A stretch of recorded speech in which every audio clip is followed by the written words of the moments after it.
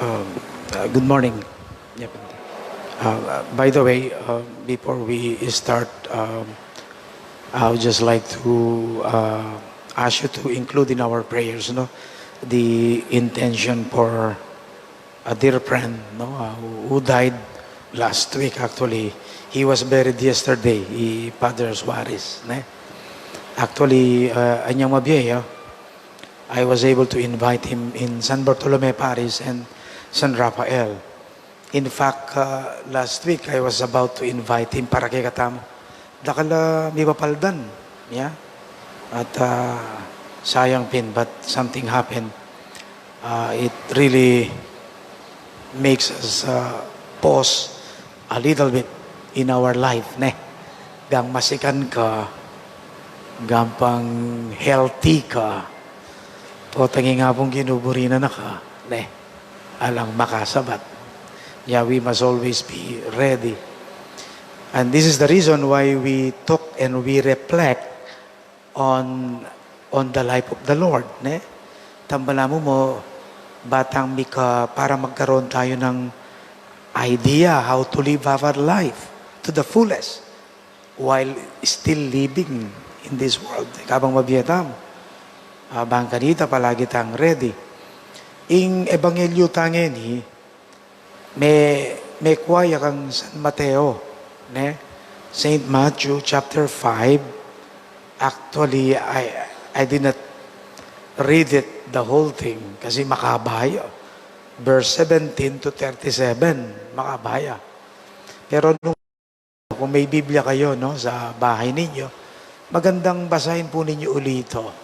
Itong part ng chapter 5 na to it's a kind of an eye-opener sa atin kung ano ang importante sa Panginoong Jesus, Katulad dito, the first part of what we have read, may sinabi ang Panginoon dito that will really force us to reflect more in life. Sabi ng Panginoon, I tell you, unless your righteousness surpasses that of the scribes and Pharisees, you will not enter the kingdom of heaven. Nakakapagtaka ito. Nung panahon ng ating Panginoon, ang mga eskriba at pariseo, sila yung ginagalang, tinitingalan nila ng mga tao. Bakit? Dahil sila ay banal. Bakit sila banal? Because they follow the law of God to the letter. Yung iba lumalagpas pa. Natandaan ninyo yung minsan, di ba, pumasok ang Panginoon sa synagogue and then He was observing people and then nakita niya ang isang pariseo nagdarasal. You remember that, no? At you remember also, the Pharisee, sinasabi niya, Lord, I thank you for I am not like the tax collectors. Hindi naman siya nagmamalaki, hindi naman siya nagmamayabang. Totoo yun. Hindi siya makasalanan, at least in the eyes of people. Hindi siya nagnanakaw, hindi kumukupit. Parang yung the rich young man na pumunta sa Panginoon. Maliit pa lang ako. Sinusunod ko na ang utos ng Panginoon. Di nagsisinungaling. Ninuwaring miglar ang kay katake yun. Pero siya, hindi ginagawa yun. Di kabanalanan Meron pa siyang sinabi, I fast twice a week.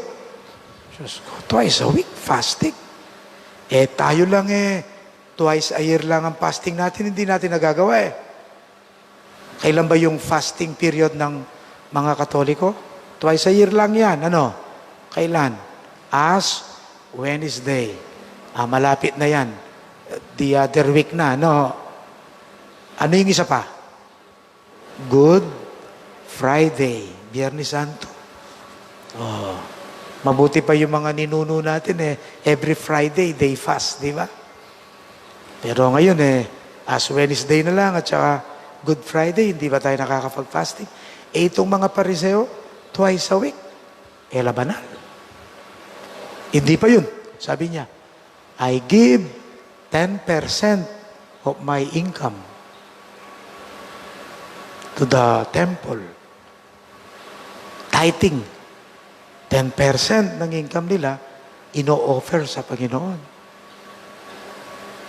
Uy, tamo. Gaya ka man, mami. Gazdan mo, 0.01% siya mo Kakalang singlap Anyway, Mami Ruong, but ganun katindi kabanalan ng mga Pariseo. Kaya nirerespeto sila nung panahon na yun. Tapos ang sinabi ng Panginoon, kung hindi nyo lalagpasan ang kabanalan ng mga yan, hindi kayo makakapunta sa langit. Ginukon O nung ikaget ang panahon na ito, Pariseo, kampong eskriba, ka man nasakit. Sabi ba naman sa iyo kung hindi nyo lalagpasan ng pagkabanal ng mga yan, hindi ka pupunta sa langit. Kung Pariseo ka, talaga masasaktan ka. Kaya, kita ninyo, madali siyang pinatay. No? Nagsasalita lang siya ng katotohanan. Bakit? Ano bang kulang doon? Anong kulang doon?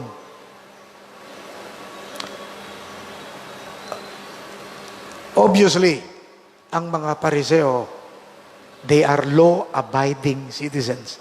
Kung ano ang iniuutos ng Panginoon na nakasulat sa Biblia. Yung first 5 books ng Old Testament natin, yun ang tawag nila doon, the law or the Torah. Sinusunod nila yun to the letter. Bakit kulang? I'll give you an example sa buhay ng Panginoon. You remember in John 8, St. John chapter 8, one time, ang mga Pariseo at mga Eskriba, they brought to him an adulteress, a woman caught in adultery.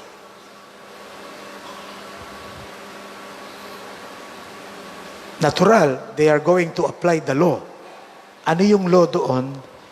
If you go to Deuteronomy chapter 22, mayroong batas ang mga Udyo na sinusunod that if you are committing that sin or crime of adultery, you will be stoned to death.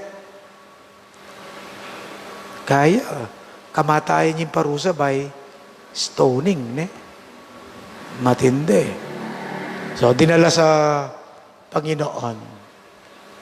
Sa palagay ninyo, ang Panginoon, hindi siya law-abiding.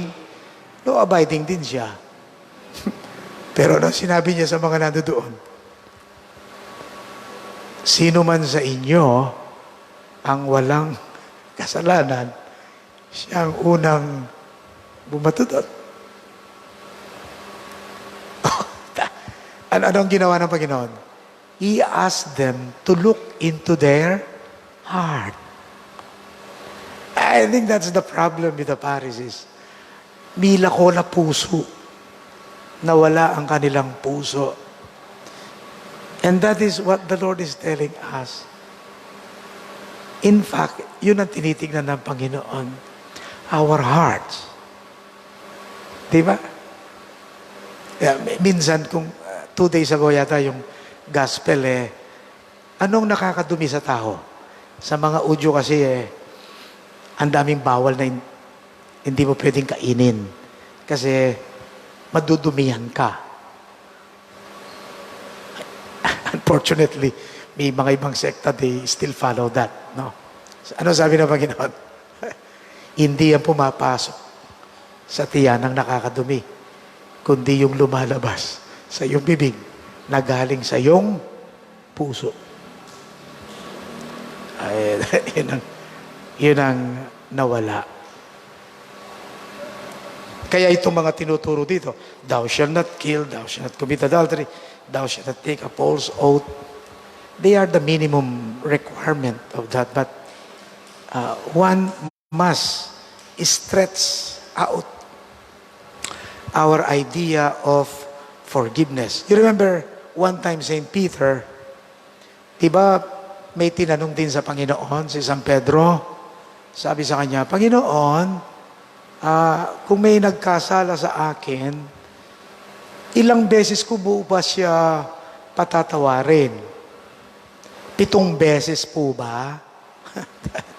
Sa batas ng mga pariseo at eskriba, what is required is you have to forgive your offender 3 times at least.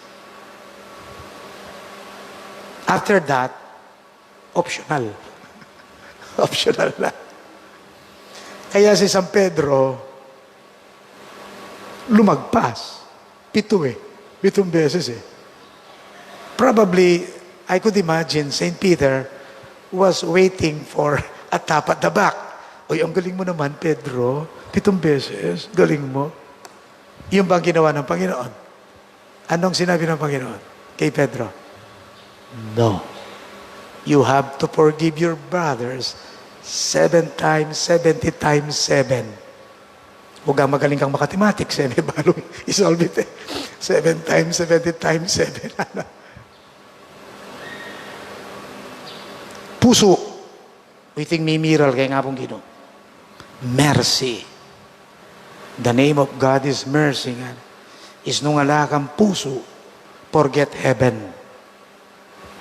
Gan tutuki ka paging gampang tutukyan mo nga niyang gambatas.